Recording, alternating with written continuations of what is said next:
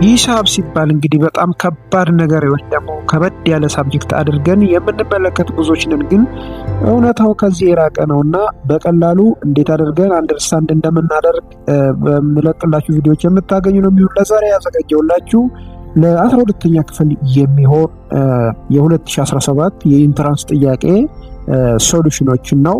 ስለዚህ ይሄ የመጀመሪያ ቪዲዮ ነው። ሁለተኛ ቪዲዮ ድለቅ አበረታቱኝ፣ ላይክ አድርጉልኝ፣ ለሰዎች አዳርሱልኝ። ቀጥታ ወደ ቪዲዮ ገባለሁ። Question number one says, which of the following is true about cosecant value of a given angles? Cosecant. Which of the following is true about cosecant? Cosecant. Which one is true? A says what? A says cosec of 45 degree is 1 over root 2. Let me check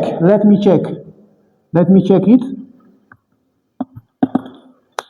Actually, there are 6 trig identities. The first one is sine, cos, sec, cosec, tan, and cotan. So, sine of x, sine of theta is reciprocal to cosec of theta. Cos of theta is reciprocal to sec of theta, and cot of theta is equals to, or tan of theta, let's say, tan of theta is reciprocal to cotangent of theta. So there are such kinds of a relation. So when we are going to do this question, this is related with sine. So I'm going to find sine of 45. You know that sine of 45 degree is root 2 over 2, right? So from this one, what is cosec of theta? Cosec of 45, because sine of 45 is the same as 1 over cosec of 45. So sine of 45 degree is the same as 1 over cosec of 45 degree. Now when we make it crisscross, cosec of 45 degree times sine of 45 degree is 1. Now let's divide by sine of 45 degree, again sine of 45 degree. This is cancelled. So cosec of 45 will be 1 over sine of 45, which is root 2 over 2. So when we make it root 2 over 2, it will be reciprocal, okay? 2 over root 2. This is reciprocal. Now rationalize this one. 2 root 2 over root 2. So this can be 2 times root 2 over root 4, which is 2. So this is cancelled with this one. It will be root 2 only. Okay? Sine of 45 is root 2 over 2. Therefore, cosec of 45 is root 2. You see? So this one is false. This one is not answer. This is not answer. Let me check B. Cosec of 45 is root 2. It says, yeah, this is correct. So the correct choice is choice B. And the remaining are false, because the question says which one is true. Nice. Let's go to question number 2. Question number 2. Number 2 is word problem. A worker of a company borrowed 100,000 birr. Okay, principal amount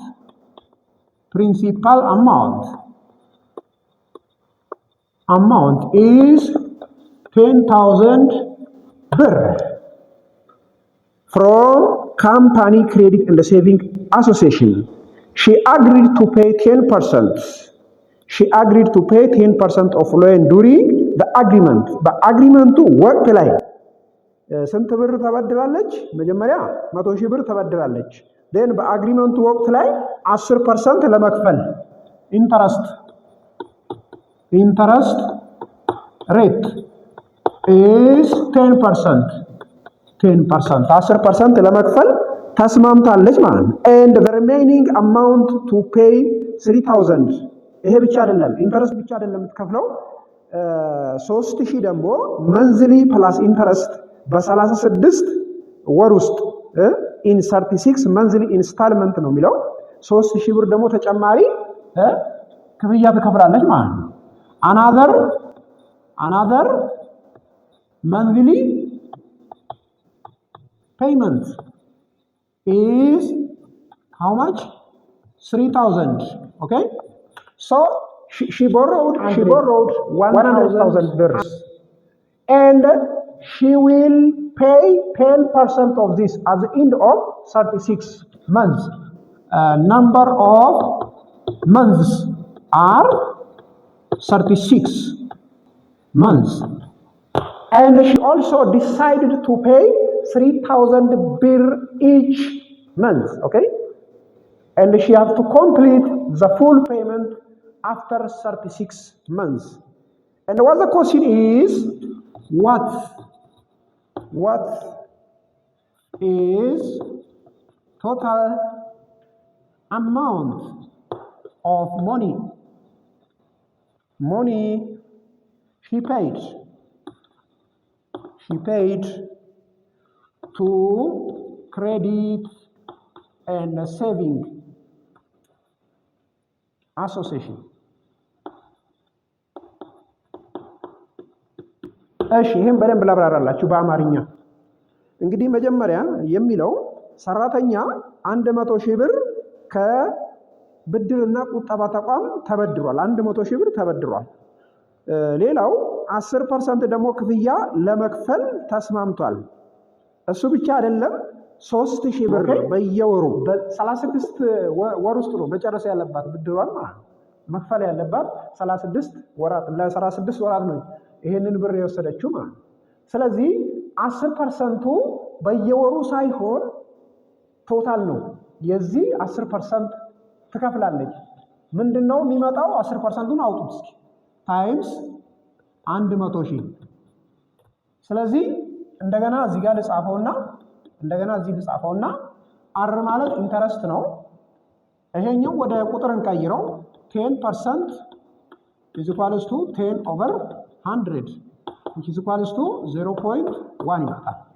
ስለዚህ 10% of 100,000 ብር become 0.1 times 100,000 ስለዚህ እቺን 10 ወደዚህ እናመጣለን። እቺ አንዷ ተጠፋለች። ስንት ይቀራል? 10,000 ይቀራል ማለት ነው። 10,000 ይቀራል። ስለዚህ ይሄ ምንድነው? ከ36 ወራት በኋላ የምትከፍለው የኢንተረስት ወለድ ብቻ ነው። ይሄ ወለዱ ብቻ 10,000 ብር ነው። ሌላ በየወሩ የምትከፍለው አለ። እዚህ ጋር ጽሁፉ ላይ እንደሚለው መንዝሊ ፔይመንት 3,000 ፕላስ ወለዱን ጨምሮ ወለዱ በ10,000 ይሄ 10,000 በየወሩ ነው። ተመልከቱ፣ ቆጥባ ማለት ነው። በአንዴ አይደለም። ይሄ ከ36 ሳምንታት በኋላ የምትከፍለው ገንዘብ ነው። 36 ሳምንታት በኋላ የምትከፍለው ወለድ ነው። ስለዚህ ወለዱ በትንሽ ነው የሚከፈለው፣ ግን መጨረሻው ሲደማመር ወለዱ ይሄን ያህል ነው የሚመጣው ማለት ነው። ሌላ ክፍያም ትከፍላለች፣ ግን 3,000 ተጨማሪ ትከፍላለች ማለት 3,000 በየወሩ ትከፍላለች። እና ለስንት ያህል ነው የምትከፍለው? ለ36 መንዝ ነው የምትከፍለው ማለት ነው። ስለዚህ ቶታል ፔይመንት as a solution first of all ሁለት ነገር ነው የምትከፍለው። ሁለት ነገር ነው። she paid 33,000 ብር each months. For how many months? For 36 months. So what's the total amount?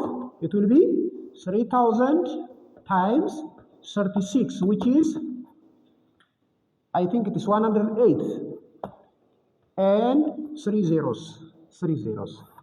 This is a total amount of money she paid during the payment period. Okay? ሁለተኛው የምትከፍለው ደግሞ ምንድነው?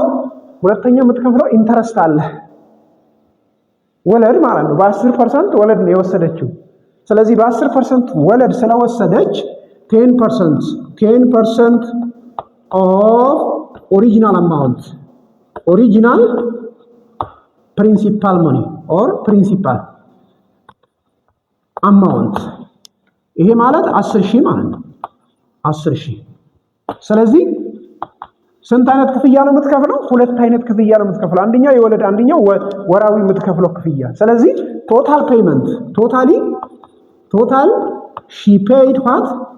She paid 108,000 plus 10,000 which is 118,000። ስለዚህ 118,000 ብር ነው የምትከፍለው። በዚህ በ36 ወራት ውስጥ ይሄን ያህል ብር ትከፍላለች ማለት ነው። ስለዚህ ጥያቄው እንደዛ ነው። what the total amount of money she paid to credit and saving association። አሁን ተመልከቱ፣ ቀጥታ የምትከፍለውን ገንዘብ ብዛት ነው የጠየቀው ማለት ነው። ስለዚህ this is a correct answer which is founding on D ላይ አለ። ስለዚህ ምርጫ D ይሆናል ማለት ነው። D ይሆናል። Where is my duster? Duster. Now let's come to question number 3.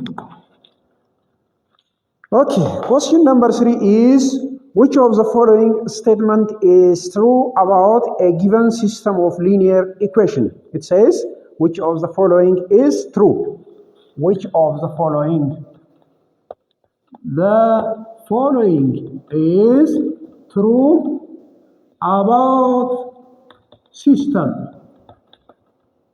of equation. A says x plus 3y is equals to 2x minus 5y is equals to 1 is non-homogeneous. It says non-homogeneous.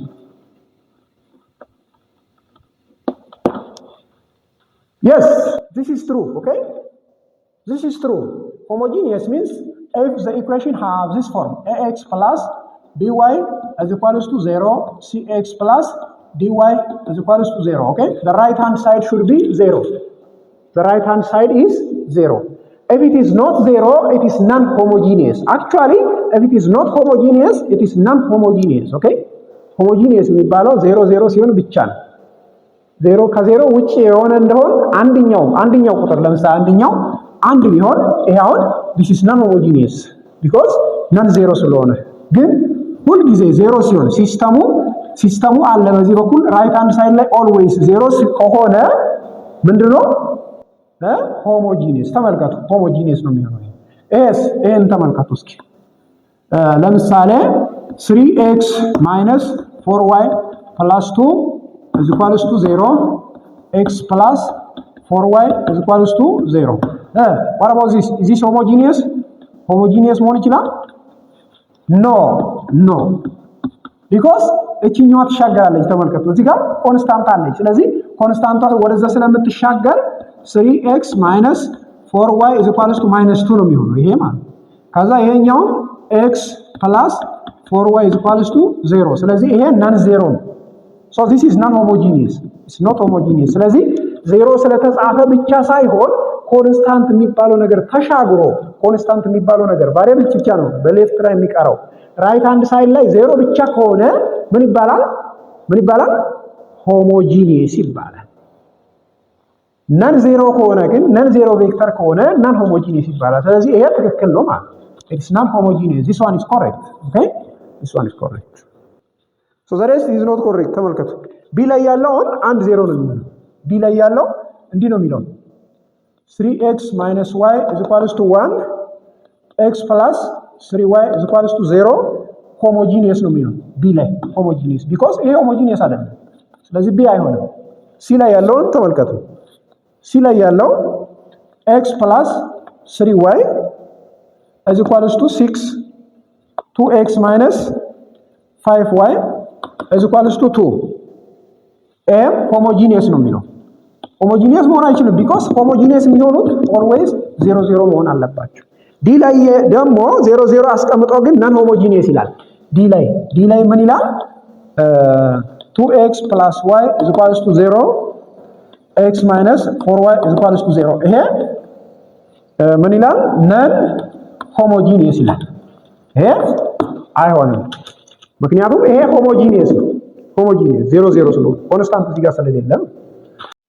ውድ የቻናሌ ቤተሰቦች ይህንን ቪዲዮ እስከ መጨረሻ ድረስ በትዕግስት አይታችሁ ጥሩ ነገር ካገኛችሁበት ኮመንት ላይ እንድታሳውቁኝ እየነገርኳችሁ ለወደፊትም ሌሎች ቪዲዮዎችን ስለምሰራ ቤተሰብ መሆን እንዳትረሱ፣ ላይክ ማድረግም እንዳትረሱ። ኮመንት ላይም ይህን ፓርት ላይ ሰራልን ቪዲዮ ሰራልን ብላችሁ አሳውቁኝ። ቀጥታ ወደ ተግባር ነው መገባው።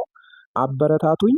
ታዳጊ ነኝ፣ አበረታቱኝ። እኔ ለእናንተ አለው፣ እናንተ ደግሞ አበረታቱኝ ነው የምለው።